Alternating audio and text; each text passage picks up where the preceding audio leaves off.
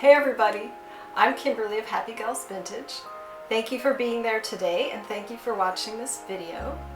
Today's video is going to be about vintage teacups again, but specifically we're going to be talking about teacups that were created in Japan during the era of the 1930s through the 1950s.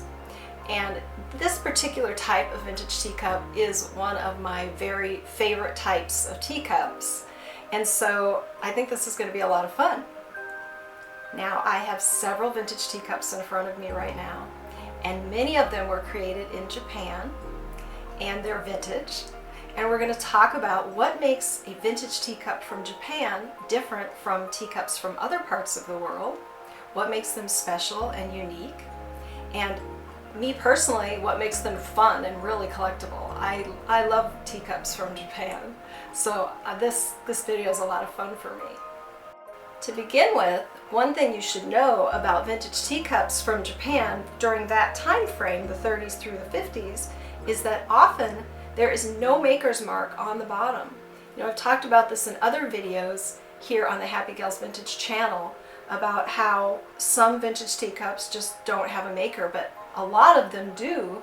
On the bottom of the teacup they will have a maker and the country of origin and other information, right? Whether it's a limited edition teacup or that type of thing will be on the bottom of the teacup. However, a lot of vintage teacups from Japan will have no information whatsoever on the bottom, so it may just be completely blank, or it also may only have a stamp that says made in Japan, or maybe some type of hand stamp or hand initials.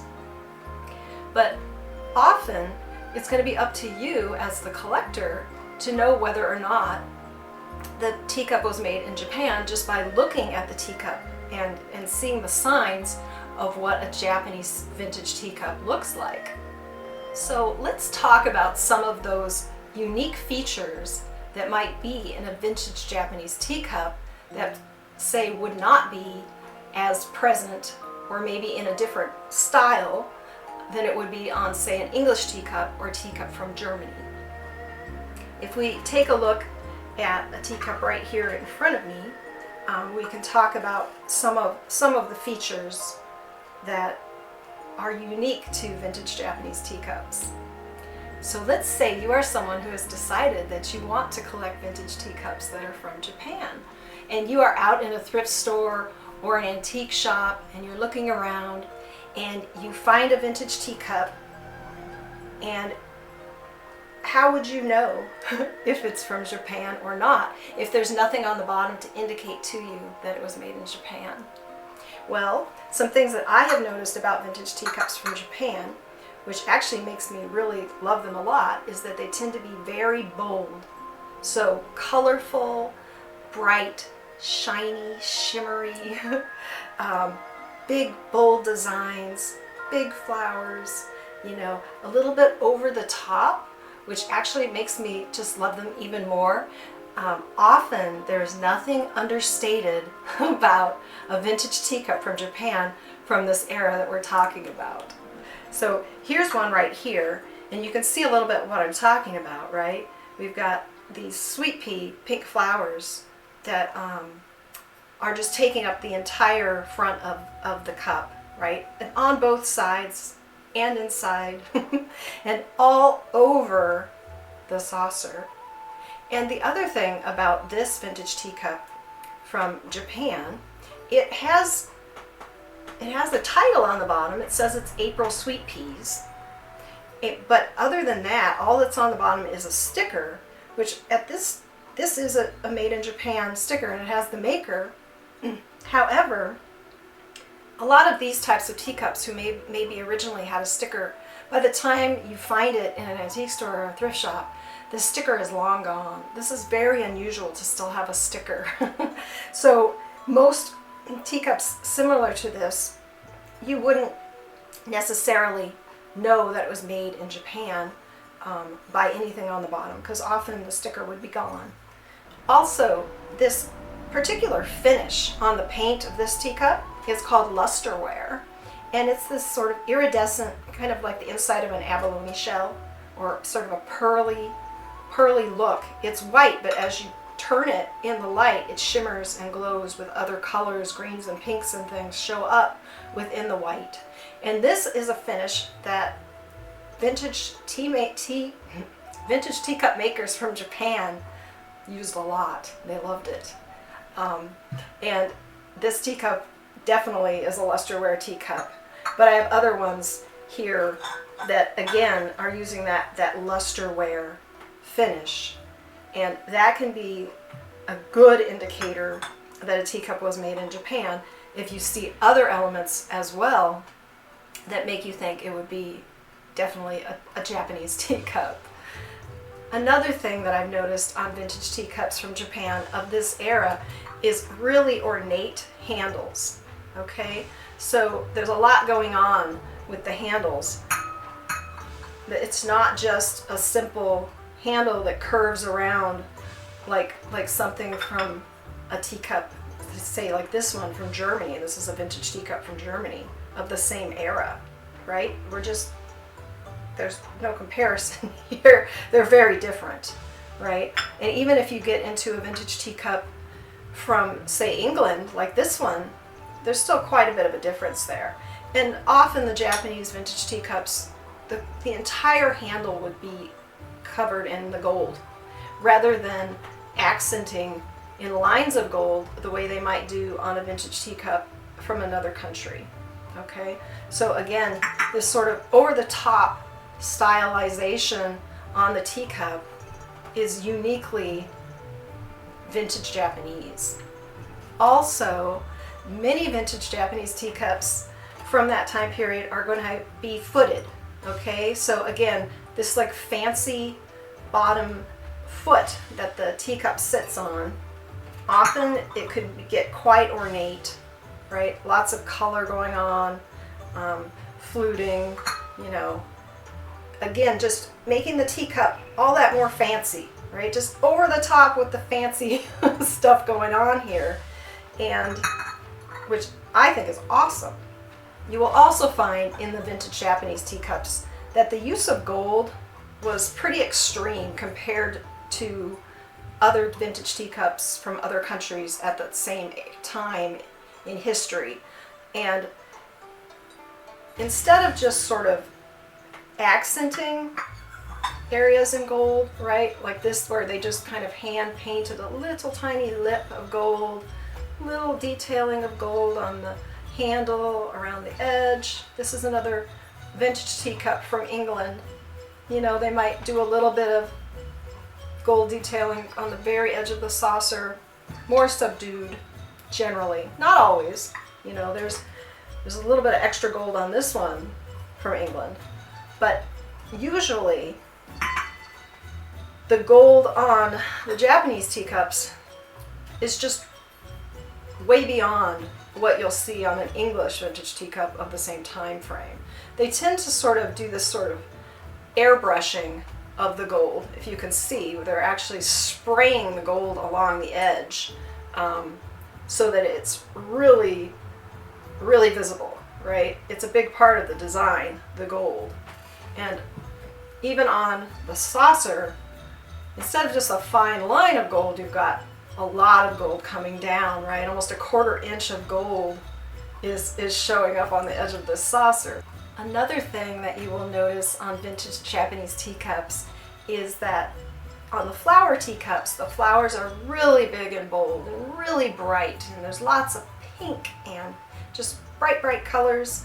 And when they hand paint them, the same thing happens. So you'll find, so this is a demi-tasse from Japan, and it was hand painted, and you'll find that the hand painting that was done in Japan in that time is often very well done. It's beautiful, almost to the point where you won't even know that it's hand painting unless you sort of run your finger over it very lightly, and you can actually feel that it is raised paint on the surface of the porcelain.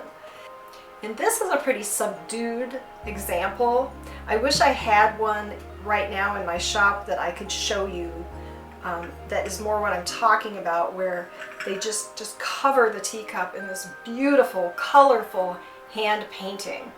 And I don't have one right now to show you, but hopefully as I'm editing this video, I can kind of look back through some of the teacups I sold from my sold gallery online and find one for you and kind of put it up in a corner or something so you can see what I'm talking about, because they're amazing.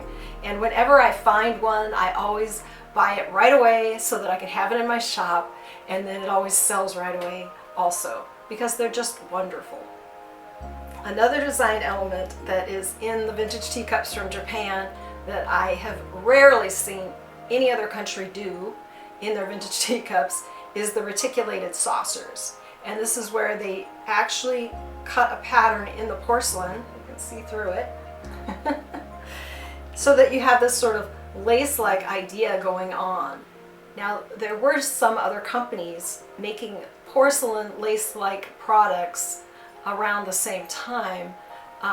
However, it wasn't teacups, it was little figurines, little like fancy women, like Victorian looking women in pretty dresses with delicate porcelain lace, that now if you find the figurines, usually it's Dresden figurines, usually if you find one, the lace is always broken, because it's just so delicate that it just couldn't make it through all these years without somebody dropping it or banging it against something. But if you find one of those and it's in perfect shape, wow, you got something. Hang on to that. I did have one in my shop and I sold it to a very happy collector. But anyway, the reticulated saucers are a very good sign, a good indicator, I should say, that you have a Japanese vintage teacup. And I think that they are very fun as well. I mean, it's this sort of over-the-top ornamentation, right? Fancy.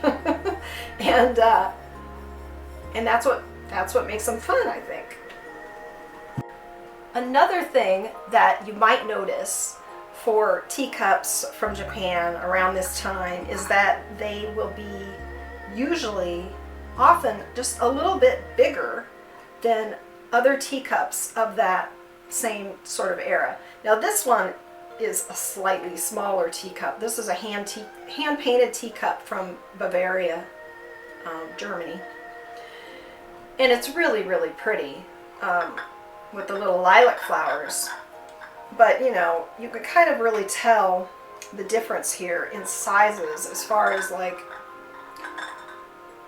the Japanese teacups generally tend to be, you know, a good ½ inch wider across the top. The saucers will tend to be ½ inch to even an inch wider across in diameter than teacups that are created from other places during that time. This vintage teacup right here from Japan is a good example of what I mean.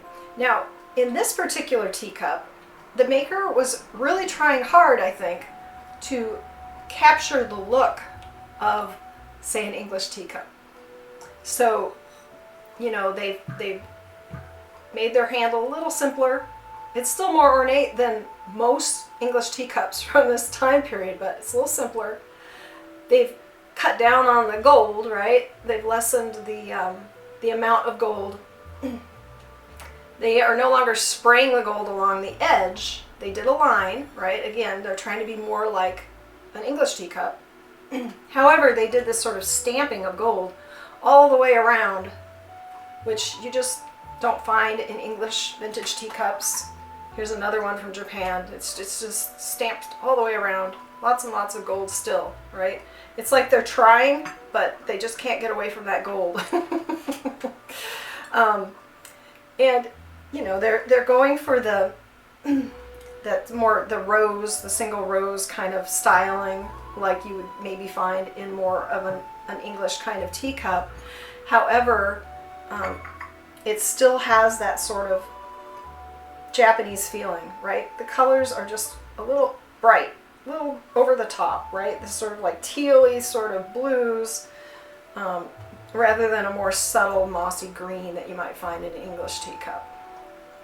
And again, it's just a little oversized, right? It's a little bit just, teacup's bigger, right? But here, this is a little more subtle, right? Because they are trying to have a more English look, I think. They're trying to tap into that market. However, it still is very obviously from Japan. Now, one last thing that you can find in vintage teacups from Japan from that time period is the moriage finish. And I don't have one in my shop right now that I can just show you and hold in my hands to show you right now, but I will find one and I will put it in the corner of the video when I edit. And what it is a process where they actually took porcelain in a liquid form, almost as if you were icing a cake. Have you ever had like put icing in a piping bag and you're just squeezing out thin layers of icing to like write someone's name or something on the cake for their birthday or something? I used to do that a lot for my kids when they were younger, right? So your happy birthday, Sam. It's along those same type of lines, is that someone, an artist, was actually squeezing out like a liquid porcelain on the surface of the porcelain teacup and then making elaborate designs. Often they would do something like a dragon. And so I will, like I said, I'll put up a picture so I can tell you what I'm talking about if you're not familiar with it. And that is a dead giveaway that the teacup was made in Japan. If you see a teacup like that, a lot of times they are like a bright blue or a bright green. They're really beautiful. And I've never seen that technique on teacups from anywhere else in the world. It doesn't mean not necessarily that they don't exist out there somewhere, but in my many years of purchasing and collecting and reselling vintage teacups, I've only seen that process done on Japanese vintage teacups. I want to thank you all for watching today. I hope you enjoyed this, and if you have any questions about vintage teacups, Japanese vintage teacups, vintage porcelain, anything really that has to do with vintage and antique items, you can go ahead and write me a little note down in the comments section of the video, and I will try to answer as best I can. All right, everybody. Well, I'm going to sign off for now, but I want to thank you again for watching. And if you like this video, please do click the like button and subscribe if you want to watch more videos like this one. And also check out the description below this video. There are links to all my Etsy shops, and specifically my Happy Gals Vintage shop with all the vintage items, and especially vintage teacups, and my other Etsy shops as well with lots of handmade items, art items, stuff that I personally have made myself and just poured my heart and soul into. And they're one of a kind, really awesome gifts, or just something special to treat yourself. So thanks again, and I hope you all have a wonderful day.